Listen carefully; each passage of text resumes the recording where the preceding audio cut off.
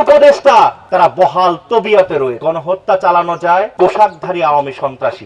শুরুতে যে বিষয়টা দিয়ে শুরু করতে চাই সেটা হচ্ছে যে জুলাই গণ অভ্যুত্থান চলাকালে আওয়ামী ফ্যাসিস্ট বাহিনী আমাদের উপরে যে গণহত্যা পরিচালনা করেছিল, সেই গণহত্যায় মূলত 3 ধরনের ফ্যাসিবাদী ব্যবস্থা বা ফ্যাসিবাদী কাঠামো সেখানে কিন্তু কাজ করেছিল। একটা হচ্ছে যারা গণহত্যায় সরাসরি অংশগ্রহণ করেছে আওয়ামী সন্ত্রাসী এবং পোশাকধারী আওয়ামী সন্ত্রাসী, তারা কিন্তু সুস্পষ্টভাবে মাঠে থেকে আমাদের উপর গুলি চালিয়ে আমাদেরকে পুড়িয়ে দিয়ে তারা গণহত্যা চালিয়েছিল। আর একটা গোষ্ঠী হচ্ছে যারা এই গণ অভ্যুত্থানে যাতে করে গণহত্যা চালানো যায়, এই গণহত্যায় আওয়ামী সন্ত্রাসীদেরকে ফাইন্যান্স করেছিল, যারা আর্থিক সহায়তা দিয়ে এই গণহত্যাকে সংগঠিত করেছিল। আর একটা গোষ্ঠী রয়েছে যারা এই গণ অভ্যুত্থানে যাতে করে একটা সন্ত্রাসী ফ্রেমিং করে গণহত্যা বৈধ করা যায় সেই লক্ষ্যে তারা বয়ান উৎপাদন করেছিল। এই 3 ধরনের গোষ্ঠীর বিরুদ্ধেই কিন্তু আমরা কথা বলবো, তাদের বিচার চাইব। যদিও আমরা এখন পর্যন্ত দেখতে পাচ্ছি যারা গণহত্যায় সরাসরি সম্পৃক্ত ছিল আওয়ামী সন্ত্রাসীদের পর্যন্ত এই গভর্নমেন্ট সবাইকে কিন্তু আইনের আওতায় নিয়ে আসতে পারছে না, তারা অ্যারেস্ট করতে পারছে না। গোয়েন্দা সংস্থার কাছে আমাদের মাহাদি সুরভিদের তথ্য থাকে, কিন্তু যেই সকল সন্ত্রাসীরা আমাদের উপর গুলি চালিয়েছে তাদের কোনো তথ্য এই গোয়েন্দা সংস্থার কাছে থাকে না।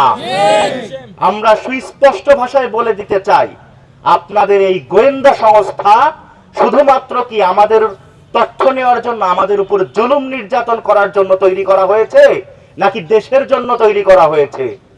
এই গোয়েন্দা সংস্থার যদি এখনো পর্যন্ত পরিবর্তন না হয় তাহলে আমরা কিন্তু এর বিরুদ্ধে আওয়াজ তুলব। আমরা এখন পর্যন্ত দেখতে পাচ্ছি আওয়ামী সন্ত্রাসীরা তারা দিনে দুপুরে ঘুরে বেড়াচ্ছে, তারা জামিন পেয়ে যাচ্ছে। তারা কিভাবে পাচ্ছে?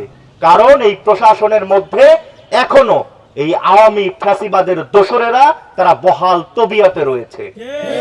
প্রশাসনের ভাইদের প্রতি আমার অনুরোধ থাকবে, আপনারা আপনাদের মধ্যে যেই সকল ফ্যাসিবাদের এনবেলার যারা এখনো বহাল তবিয়তে আছে আপনারা তাদের বিরুদ্ধে আওয়াজ তুলুন। এই প্রশাসনের মধ্যে এই ফ্যাসিবাদের এনবেলারদেরকে কারা পুনর্বাসন করছে, আপনারা যদি সামর্থ্য থাকে আপনারা আমাদেরকে জানান, নয়তো জনসম্মুখে প্রকাশ করুন। কোন উপদেষ্টা এই আওয়ামী প্রশাসনের পুনর্বাসনের দায়িত্ব নিয়েছে, টাকা খেয়ে তাদেরকে আবার পুনর্বহাল করছে, আমরা এর শেষ দেখে ছাড়ব। আমরা সুস্পষ্ট ভাষায় বলে দিতে চাই, এখন দেখতে পাচ্ছি অনেক ব্যবসায়ীরা যারা এই গণহত্যায় যারা বৈধতা দিয়েছিল, যারা টাকা দিয়ে সহায়তা করেছিল আওয়ামী সন্ত্রাসীদেরকে, যাতে করে আওয়ামী সন্ত্রাসীরা প্রত্যেকটা আমাদের আন্দোলনের হটস্পটগুলোতে সন্ত্রাসীদেরকে টাকা দিয়ে বাইরে থেকে অবৈধ অস্ত্র কিনে আমাদের উপর গুলি করতে পারে, সেই সকল যারা এই গণহত্যায় যারা অর্থ দিয়ে সহায়তা করেছিল, অর্থের যোগান দিয়ে এই গণহত্যা আমাদের উপর নৃশংসভাবে চালিয়েছিল, তারা আজ গুলশানে গিয়ে হাজিরা দিয়ে আসছে। আমরা সুস্পষ্ট ভাষায় বলে দিতে চাই, যারা গণহত্যায় ফিনান্স করেছে আপনারা গুলশানে হাজিরা দেন, আর যেখানেই মগবাজারে হাজিরা দেন না কেন আপনাদেরকে শাস্তির আওতায় আমরা নিয়ে আসব। আপনারা বিচার থেকে নিস্তার পাবেন না, আপনাদের প্রত্যেকের তালিকা চলছে। এই গভর্নমেন্ট যদি তাদের বিচার না করে এই তালিকা আমরা জনসম্মুখে জনমানুষের সামনে উন্মোচন করব, জনতা আপনাদেরকে বিচারের কাঠগড়ায় দাঁড় করাবে। আর একটা বিষয়, যারা এই গণহত্যায় যারা কলম দিয়ে তথাকথিত বুদ্ধিজীবিতার নামে, কলামিস্টের নামে যারা এই গণহত্যার বৈধতা দিয়েছিল, তারা কিন্তু আজও দেখা যাচ্ছে তাদের এই শব্দের মধ্য দিয়ে, তাদের লেখনীর মধ্য দিয়ে তারা কিন্তু আমাদেরকে বিভিন্নভাবে আমাদেরকে বাজেভাবে ফ্রেমিং করার চেষ্টা করা হচ্ছে, আমাদেরকে হত্যাযজ্ঞ হিসেবে গড়ে তোলার অপচেষ্টায় তারা নেমেছে। তারা এখনো আওয়ামী লীগের ফান্ডিং এ তারা কিন্তু এই ধরনের অপপ্রচার কিন্তু তারা পরিচালনা করছে। আপনারা লক্ষ্য করবেন, যখন জুলাই গণঅভ্যুত্থানের পূর্ববর্তী সময়ে যখন ছাত্র জনতা আন্দোলনে নামতো, তখন তারা সেখানে বিএনপি জামাতের গন্ধ খুঁজে পেত, বিএনপি জামাতের অগ্নি সন্ত্রাস, বিএনপি জামাতের তাণ্ডব। আর আজকে যখন আওয়ামী সন্ত্রাসীরা বাসে আগুন দেয়, জনমনে আতঙ্ক তৈরি করে, তখন তারা সেখানে আওয়ামী সন্ত্রাসী খুঁজে পায় না, আওয়ামী সন্ত্রাসী লেখার তাদের সুযোগ হয় না বা সাহস হয় না, তারা লেখে দুর্বৃত্ত। দুর্বৃত্ত কারা? দুর্বৃত্ত আপনি আওয়ামী সন্ত্রাস লিখতে পারেন না, আপনি খুনি হাসিনার আগে শেখ হাসিনা লেখেন, আপনি খুনি হাসিনা লিখতে পারেন না। আপনাদের এই কলম সন্ত্রাসের শেষ কিন্তু আমরা দেখে ছাড়বো। আপনারা সূর্য সেন প্রীতিলতাকে বিপ্লবী বলেন, আর আপনারা আমাদের মেহেদী সুরভিকে সন্ত্রাসী হিসেবে ট্যাগ দেওয়ার অপচেষ্টা করেন।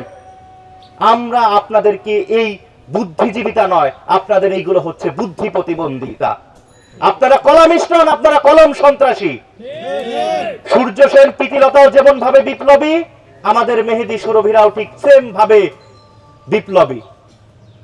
আমরা এই সরকারের কাছে স্পষ্ট ভাষায় বলে দিতে চাই, এই তথাকথিত সন্ত্রাসী বুদ্ধিজীবী এবং কলম সন্ত্রাসীদেরকে এবং যারা অর্থ দিয়ে গণ অভ্যুত্থানে গণহত্যা চালিয়েছে, তাদেরকে যদি আপনারা আইনের আওতায় নিয়ে না আসেন, আমরা কিন্তু আপনাদেরকেও এক বিন্দু পরিমাণ ছাড় দেব না। এরপরে আমরা দাবি জানিয়েছিলাম যে 24 ঘন্টার মধ্যে যাতে করে রাষ্ট্রপতি কর্তৃক জুলাই গণ অভ্যুত্থান চলাকালে বিপ্লবীদেরকে, জুলাই গণ অভ্যুত্থানে অংশগ্রহণকারীদেরকে ইনডেমনিটি অর্ডিন্যান্স জারি করা হয়। সে ব্যাপারে আপনারা আলোচনা করেছেন, আমরা আপনাদের আলোচনাকে স্বাগত জানাই, কিন্তু এর মানে এই না যে এটা শুধুমাত্র উপদেষ্টা পরিষদের বৈঠকে সীমাবদ্ধ থাকবে। যদি এটার বাস্তবায়ন না করা হয়, তাহলে আপনারা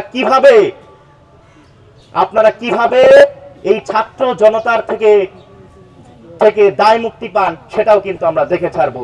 প্রত্যেকটা উপদেষ্টাকে ধরা হবে, প্রত্যেকটা উপদেষ্টাকে আটকানো হবে। রক্তের উপর দিয়ে আপনারা বসেছেন, শহীদের রক্তের পূর্ণ মর্যাদা যদি আপনারা নিশ্চিত করে না যান, এই বাংলার জমিনে আপনাদেরকে এক চুল পরিমাণ ঠাঁই দেওয়া হবে না। সম্মানিত সাংবাদিক ভাই ও বন্ধুরা, আপনারা আজকে মূলত এসেছেন